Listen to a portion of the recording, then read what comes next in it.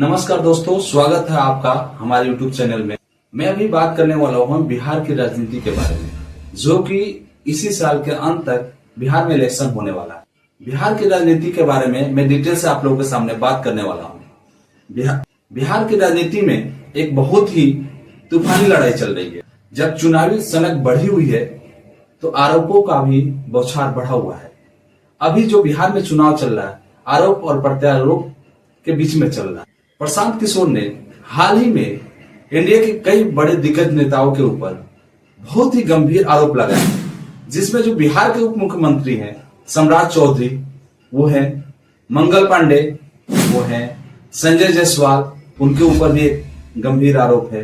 अशोक चौधरी, उनके ऊपर भी एक गंभीर आरोप लगा हुआ है।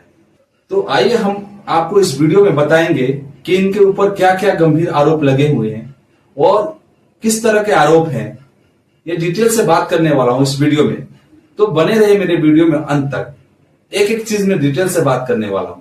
सबसे पहले आप लोग से नम्र निवेदन है कि आप लोग वीडियो देखते हैं लेकिन सब्सक्राइब नहीं करते। एक बटन क्लिक करने में आपको मुश्किल से 1-2 सेकंड लगता है और उस क्लिक से मेरे को एक बहुत ही ज्यादा मोटिवेशन मिलता है आप लोगों के लिए इस तरह की वीडियो बनाने के लिए। तो प्लीज आप लोग से रिक्वेस्ट है, मेरे चैनल को सब्सक्राइब कीजिए और वीडियो को लाइक कीजिए और आप अपने दोस्तों के साथ शेयर कीजिए, ताकि ज्यादा से ज्यादा लोगों तक मेरा ये वीडियो पहुंच पाए।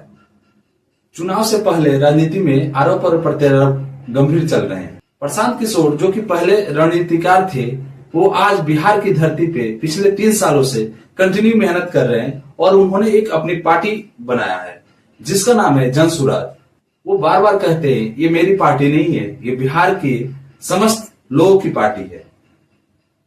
तो उन्होंने इस पार्टी का उद्घाटन 2 अक्टूबर को किया था। पीके यानी प्रशांत किशोर एनडीए के प्रमुख नेताओं पर लगातार हमला किए जा रहे हैं, लगातार आरोप लगाए जा रहे हैं। सबसे पहले हम बात करेंगे आप लोगों के बीच मंगल पांडे के बारे में कि उन्होंने मंगल पांडे के ऊपर क्या क्या आरोप लगाए। मंगल पांडे पे प्रशांत किशोर ने आरोप लगाए कि उन्होंने जो एम्बुलेंस खरीदे थे, वो उनका इनवॉइस, उनका बिल, उनपे एम्बुलेंस खरीदारी में कहीं ना कहीं गड़बड़ी है और उसकी जांच होनी चाहिए। मैं आपको बता दूं मंगल पांडे हैं क्या।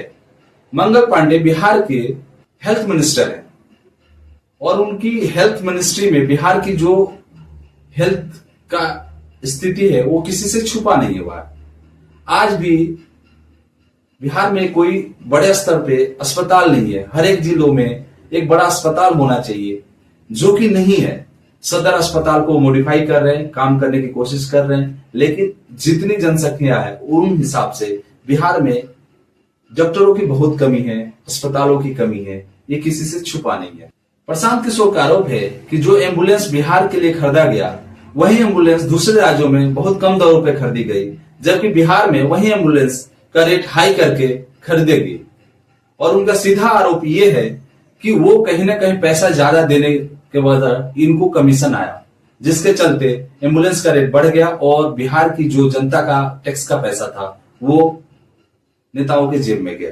पीके ने यह भी दावा किया, मंगल पांडे की जो पत्नी है, उन्होंने संजय जायसवाल से कुछ पैसे ट्रांसफर करवाए और उस पैसे से दिल्ली में उन्होंने फ्लैट खरीदा और ये फ्लैट कोरोना काल में ही खरीदा गया।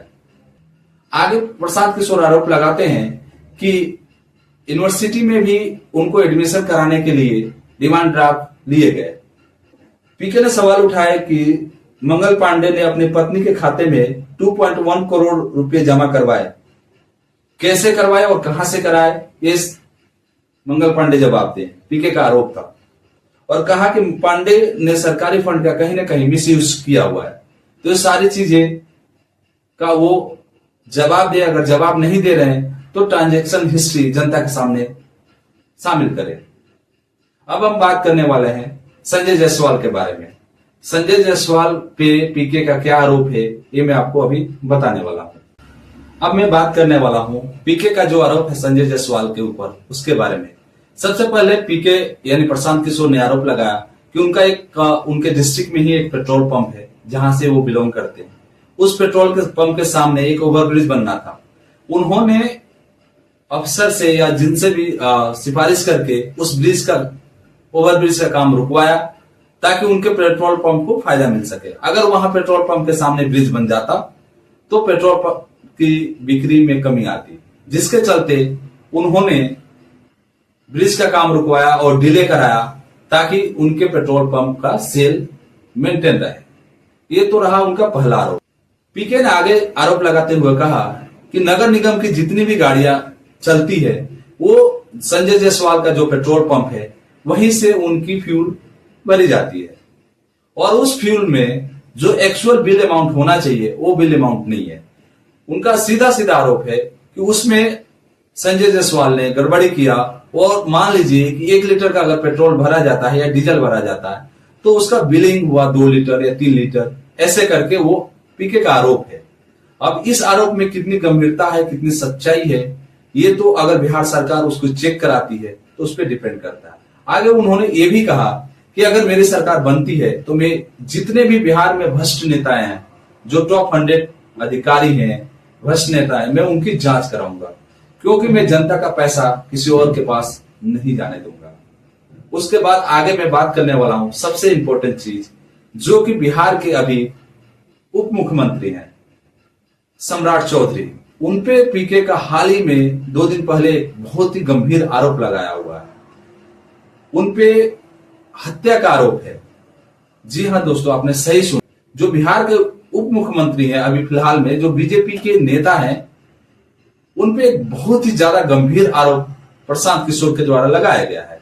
प्रशांत किशोर बताते हैं कि सम्राट चौधरी जब 1995 में एक हत्या होती है उनके क्षेत्र में, उस हत्या के क्षेत्र में 6 लोग मारे जाते हैं, उनमें इनका नाम अभियुक्त के रूप में जाता है, और उसके चलते ये गिरफ्तार होते हैं और जेल में इन्होंने अपना फर्जी डॉक्यूमेंट बनाया, और उस फर्जी डॉक्यूमेंट में ये नाबालिग 15 साल का एज बना के नाबालिग घोषित करके बाहर निकलते हैं। जबकि उनका आरोप आगे ये भी है कि अगर वो 1995 में 15 साल के थे तो 2005 में जब उन्होंने एफिडेविट दिया विधानसभा का चुनाव लड़ने के लिए, तो उस समय उनका उम्र 51 साल था। तो या तो 1995 में जो उम्र था वो गलत था, या तो अभी जो इन्होंने एफिडेविट में जो उम्र दिया वो गलत था। तो अगर दोनों में से कोई एक गलत है तो उनपे सीधा सीधा हत्या का आरोप। तो ये मुख्य आरोप जो पीके के द्वारा लगाए गए सम्राट चौधरी पे। अब बात कर लेते हैं अशोक चौधरी। अशोक चौधरी पे भी उन्होंने बहुत ही ज्यादा हमला किया और बहुत ही गंभीर गंभीर आरोप लगाए हैं। अशोक चौधरी पे सबसे बड़ा गंभीर आरोप ये है कि उन्होंने करोड़ों की जमीन, बेनामी जमीन कब्जा किए, और उन्होंने अपने बेटी के नाम पे, अपने घर वाले, अपने रिश्तेदार के नाम पे बहुत सारे ऐसा जमीन उन्होंने दिलवाए या खरीद, और बहुत ही जगह से उन्होंने कमीशन लिए। इस तरह के गंभीर आरोप हैं। इस पे अशोक चौधरी का जो जवाब आया, उन्होंने 100 करोड़ का मानहानि का नोटिस भिजवाया पीके के नाम पे। तो पीके का रिप्लाई आया है कि अगर ये 100 करोड़ का मानहानि का है तो मैं अगला किस्त जो जारी करूंगा वो 200 करोड़ का रहेगा, जो इन्होंने भ्रष्टाचार से कमाया है, उसका किस्त मैं जारी करने वाला हूं, और जनता के सामने आके वो कबूल करें कि मैंने जो किया वो गलत किया या भ्रष्टाचार किया, कबूले अपनी गलती, तो मैं इनको छोड़ने वाला हूं, नहीं तो मैं इनको कोर्ट तक ले जाऊंगा। इस तरह की प्रशांत किशोर ने मीडिया में, न्यूज चैनलों में इंटरव्यू के दौरान ये सारी चीजें बातें कही। तो अब मैं बात कर लेता हूं कि इन आरोपों से क्या राजनीति में कोई असर आने वाला है। जनधारणा इन आरोपों को सत्य माने तो एनडीए की छवि को बड़ा धक्का पहुंचने वाला है। अगर एनडीए के बड़े नेताओं पे आरोप साबित होता है या नहीं भी साबित होता है तो एनडीए को कहीं ना कहीं उनकी छवि को नुकसान तो होने वाला ही। अगर ये सम्राट चौधरी पे आरोप अगर सही निकलता है तो कहीं ना कहीं हो सकता है कि वो उप मुख्यमंत्री से रिजाइन भी देना पड़ सकता है। दोस्तों, मैं आपको बता दूं, ये आरोप बहुत ही ज्यादा गंभीर है, और ये आरोप अगर सत्य निकलते हैं तो बिहार के लिए बहुत ही शर्म की बात है।